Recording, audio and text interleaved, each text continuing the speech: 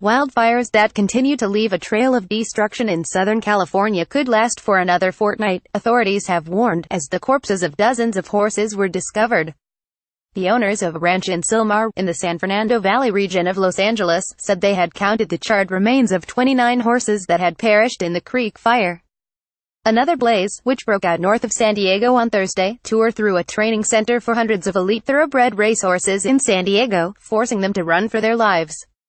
However, it is feared many did not make it. Firefighters in Ventura County are struggling to contain the most destructive blaze in California, the Thomas Fire, which has grown to 180 square miles 466 square km and destroyed 430 buildings since it broke out on Monday. Why are California's wildfires so out of control? Video explainer: fire officials said they could be battling it for another 2 weeks because of the speed at which the wind is causing it to spread. Along the coast between Ventura and Santa Barbara, tiny beach communities were under siege as fires leapt from steep hillsides across U.S. Highway 101. The massive blaze threatened Ojai, a scenic mountain town of 7,000 people nicknamed Shangri-La and known for its boutique hotels and spiritual retreats. In Sylmar, Patricia Padilla, whose family own a ranch and live up the hill from it, said they were awakened by flames from the creek fire and told to leave. "All I could think about was the horses, the horses, the horses.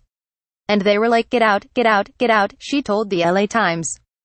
"The structures can get rebuilt, but the lives of the horses can't. That's my biggest heartbreak." The fire north of San Diego began next to State Highway 76 with strong winds carrying it across 6 lanes to the other side. It exceeded 6 square miles within hours and burned dozens of houses as it tore through the tightly packed Rancho Montserrat country. Rows of trailer homes in a retirement community were among the buildings engulfed by flames, leaving charred and mangled metal. 3 people were burned while escaping the fire, said Capt. Nick Schuler of the California Department of Forestry and Fire Protection. As the flames approached the elite San Luis Rey Downs training facility for thoroughbreds, many of the more than 450 horses were cut loose to prevent them from being trapped in their stables if barns caught fire, said Mac McBride of the Del Mar Thoroughbred Club. Herds of horses galloped past flaming palm trees in their chaotic escape. A horse trainer, Scott Hansen, said some of his 30 horses at the facility had died.